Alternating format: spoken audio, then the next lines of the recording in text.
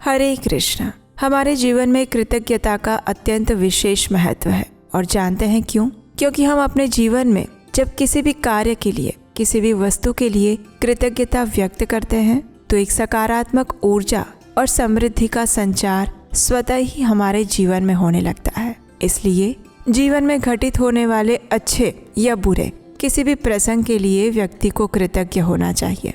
यहाँ तक कि जीवन में आने वाली प्रत्येक समस्याओं के लिए भी कृतज्ञता व्यक्त करनी चाहिए। जब हम ऐसा करते हैं तो हमारे अंदर उत्पन्न हुई वो सकारात्मक ऊर्जा हमें आध्यात्मिक मार्ग प्रशस्त करती है और उसी के माध्यम से हम भगवान के प्रति अपनी कृतज्ञता व्यक्त करते हुए प्रत्येक नकारात्मक स्थिति, वस्तु और संयोग में भी शांत, गंभीर और शरणागत रह सकते हैं और उस नकारात्मक परिस्थिति से सरलता से बाहर आ सकते हैं। इस समय हम श्रवण कर रहे हैं पौष मास की सुंदर कथाओं का।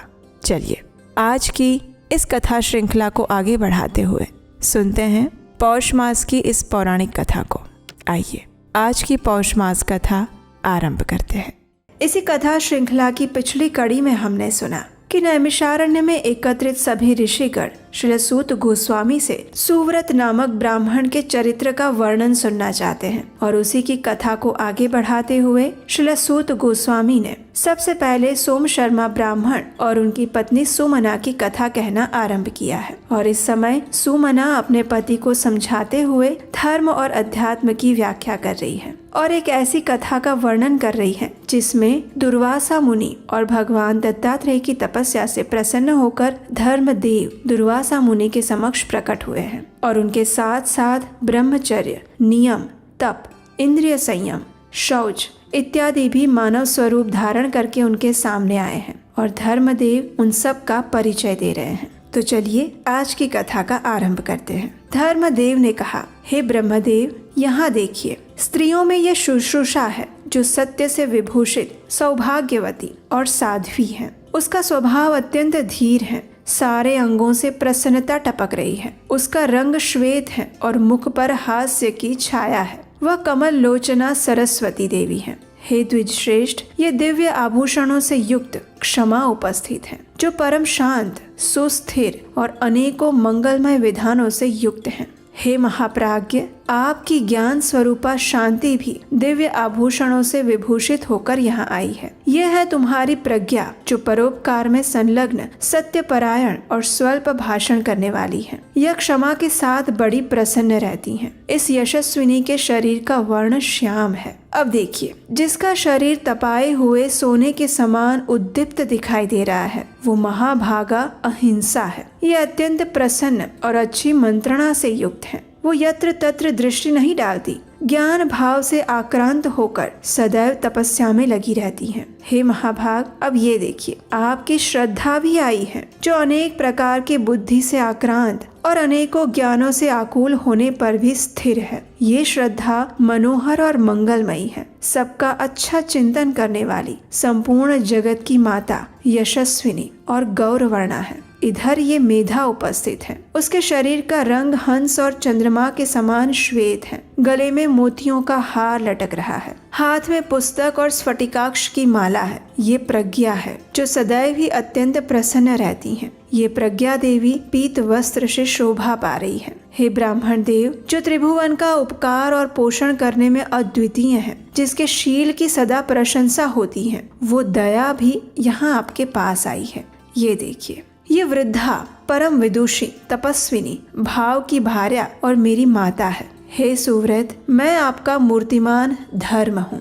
ऐसा समझकर शांत हो जाइए, मेरी रक्षा कीजिए। अब क्रोधित क्यों हो रहे हैं? धर्मदेव की ये संपूर्ण व्याख्या और परिचय सुनने के बाद दुर्वासा मुनि ने कहा, हे देव, मुझे जिससे क्रोध हुआ था अब वो कारण सुनिए। मैंने इंद्रिय संयम और शौच आदि क्लेशमय साधनों द्वारा अपने शरीर का शोधन किया, तपस्या की, लेकिन ऐसा करने पर भी देख रहा हूँ कि केवल मेरे ही ऊपर आपकी दया नहीं हो रही है। हे धर्मराज, आपके इस बर्ताव को न्याय युक्त नहीं मानता और यही मेरे क्रोध का कारण है, दूसरा कुछ नहीं। और इसीलिए मैं आपको 3 श्राप दूंगा। हे धर्म, अब आप राजा और दासी पुत्र होइए और साथ ही स्वेच्छा अनुसार चांडाल योनि में भी प्रवेश कीजिए। इतना कहकर दुर्वासा मुनि धर्मदेव को श्राप देकर चले गए। इस कथा को सुनकर सोम शर्मा ने पूछा, हे भामिनी, महात्मा दुर्वासा का ये श्राप पाने के बाद धर्मदेव की क्या अवस्था हुई? उन्होंने इन श्रापों का उपभोग कैसे किया? अगर तुम जानती हो तो मुझे बताओ। तब सोम शर्मा ब्राह्मण की पत्नी ने कहा,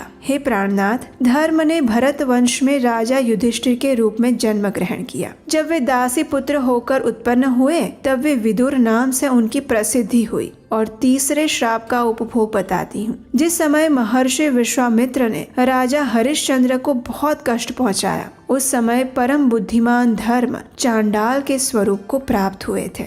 इस बात से संतुष्ट होकर सोम शर्मा ने पूछा, हे भामिनी, ब्रह्मचर्य के लक्षण का विस्तार पूर्वक वर्णन करो। तब सुमना ने कहा, हे नाथ, सदैव सत्य भाषण में जिसका अनुराग है, जो सदैव सत्य वचन बोलना चाहते हैं और बोलते हैं, जो पुण्यात्मा होकर साधुता का आश्रय लेते हैं, ऋतुकाल प्राप्त होने पर अपनी स्त्री के साथ समागम करते हैं, स्वयं दोषों से दूर रहते हैं और अपने कुल के सदाचार का कभी त्याग नहीं करते, वही सच्चा ब्रह्मचारी है। हे द्विजश्रेष्ठ, ये तो मैंने गृहस्थ आश्रम में रहने वाले ब्रह्मचर्य का वर्णन किया है। ये ब्रह्मचर्य गृहस्थ पुरुषों को सदैव मुक्ति प्रदान करता है। अब मैं सन्यासियों के ब्रह्मचर्य का वर्णन करती हूँ। देखिए, एक यति या सन्यासी को चाहिए कि वो इंद्रिय संयम और सत्य से युक्त होकर पाप से सदैव भयभीत रहे, स्त्री के संग का परित्याग करे, ध्यान और ज्ञान में निरंतर संलग्न रहे। यही यतियों का ब्रह्मचर्य बताया गया है। अब वानप्रस्थ के ब्रह्मचर्य का वर्णन सुनिए।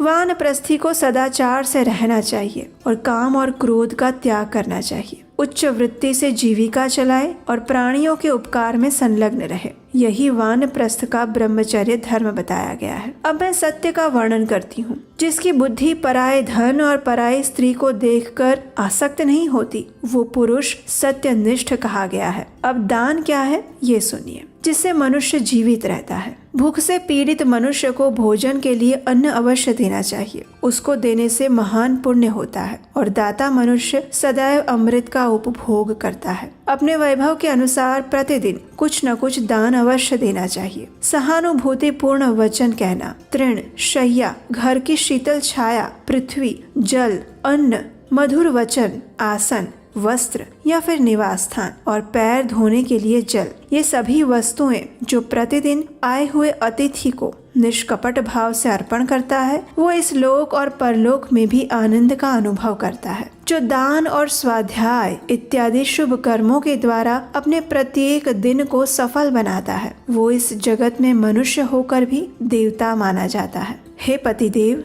अब मैं आपको सांगोपांग धर्म के साधनभूत उत्तम नियमों का वर्णन करती हूँ, जो देवताओं और ब्राह्मणों की पूजा में संलग्न रहते हैं। नित्य निरंतर शौच यानी स्वच्छता, संतोष इत्यादि नियमों का पालन करते हैं। दान, व्रत और हर प्रकार के परोपकारी कार्यों में योग देते हैं। उनके इस कार्य को नियम कहा गया है। अब आप क्षमा के विषय में सुनिए। दूसरों द्वारा की हुई अपनी निंदा को सुनकर या फिर किसी के द्वारा मार खाकर भी जो क्रोध नहीं करता और स्वयं मार खाकर भी मारने वाले व्यक्ति को नहीं मारता, वो क्षमाशील कहलाता है। अब शौच का वर्णन सुनिए। जो राग और द्वेष से रहित होकर प्रतिदिन स्नान और आचमन आदि का व्यवहार करता है और इस प्रकार जो बाहर तथा भीतर से भी शुद्ध है, उसे शौच युक्त यानी कि स्वच्छ पवित्र माना गया है। अब मैं अहिंसा का रूप बताती हूँ। विद्वान व्यक्ति को किसी विशेष आवश्यकता के बिना एक तिनका भी नहीं तोड़ना चाहिए। संयम के साथ रहकर प्रत्येक जीव की हिंसा से दूर रहना चाहिए। अपने प्रति जैसे बर्ताव की इच्छा होती है, वैसा ही बर्ताव दूसरों के साथ करना चाहिए। अब शांति के विषय में सुनिए। शांति से सुख की प्राप्ति होती है, इसलिए शांतिपूर्ण आचरण अपना कर्तव्य है। कभी खिन्न नहीं होना चाहिए। प्राणियों के साथ वैर भाव का त्याग करके मन में कभी भी द्वेष भाव नहीं आने देना चाहिए। और अब अस्तेय के विषय में सुनिए। अस्तेय यानी पर धन और पर स्त्री का कदापि अपहरण नहीं करना चाहिए। मन, वाणी और शरीर के द्वारा भी कभी किसी दूसरे की वस्तु को लेने की चेष्टा नहीं करनी चाहिए। अब सुनिए कि दम क्या है। इंद्रियों का दमन करके मन के द्वारा उन्हें प्रकाश देते रहना, उनकी चंचलता का नाश करना चाहिए और इससे मनुष्य में चेतना का विकास होता है। अब शुश्रूषा के विषय में सुनिए। मन, वाणी और शरीर से गुरु के कार्य, उनके साधन में लगे रहना, इसी को शुश्रूषा कहते हैं। हे द्विजश्रेष्ठ, इस प्रकार मैंने आपसे धर्म के सांगोपांग वर्णन किए हैं, और जो भी मनुष्य ऐसे धर्म में सदैव संलग्न रहता है उसे इस संसार में दोबारा जन्म नहीं लेना पड़ता। और ये सब कुछ जानकर कृपया आप धर्म का आचरण कीजिए, उनका अनुसरण कीजिए। अपनी पत्नी के मुख से इतना विशद वर्णन सुनने के बाद सोम शर्मा को आश्चर्य हुआ और उसने अपनी पत्नी से पूछा, हे देवी, तुम्हारा सदैव कल्याण हो, लेकिन तुम इस प्रकार धर्म की परम पुण्यमयी उत्तम व्याख्या को कैसे जानती हो? किसके मुख से तुमने ये सब सुना था? और इसके उत्तर में सुमना अपने पूर्व काल के जीवन के विषय में संपूर्ण रहस्य उद्घाटित करती हैं, और उसे हम श्रवण करेंगे इसी पौष मास कथा की अगली कड़ी में। अगर आप उसे सुनना चाहते हैं तो चेक कर लीजिए, कहीं आपने अभी तक इस चैनल को सब्सक्राइब नहीं किया, ऐसा तो नहीं है ना? इस चैनल को सब्सक्राइब करके रख लीजिए, हमारे व्हाट्सएप टेलीग्राम ग्रुप के साथ जुड़ जाइए, जिसका लिंक नीचे डिस्क्रिप्शन बॉक्स में दिया गया है। और इसी कथा की अगली कड़ी के साथ हम बहुत जल्द आपके सामने प्रस्तुत होंगे। तब तक के लिए पौष मास के इस पवित्र समय में परम भगवान श्री विष्णु का अधिक से अधिक नाम जप करिए और आध्यात्मिक चेतना को विकसित करने का प्रयास करिए। हरे कृष्णा।